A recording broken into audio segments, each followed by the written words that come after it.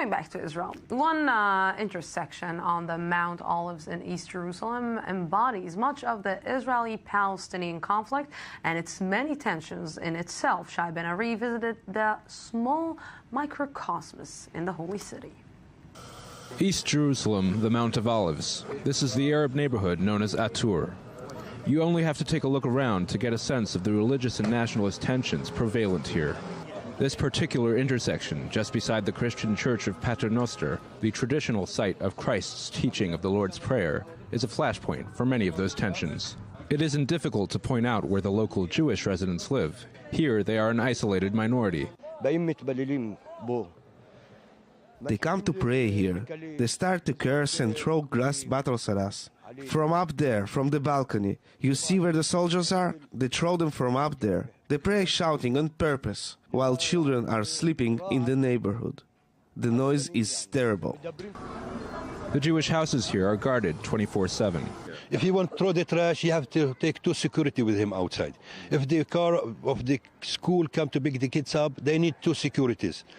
If they want to go outside, they need security. Which kind of life? You can see the kids, you can look around here, the kids playing around, having free time. They're kids like they are in jail. The Jewish residents of this house declined to speak to us on camera, but agreed to let us in. We are here on the roof of one of the Jewish homes in this neighborhood, plenty of tension around.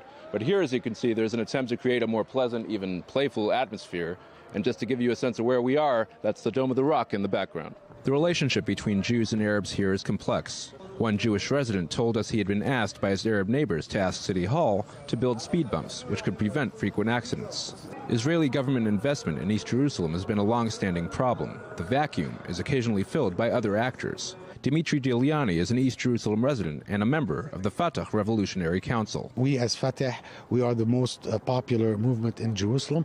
We control most of the civil society institutions that give services that is supposed to be given by the occupying authority according to international law. Is there not a problem of sovereignty here? We do not recognize the Israeli claim of sovereignty in this part of the world. Nobody recognizes that, including the only friend that Israel has around the world, the United States.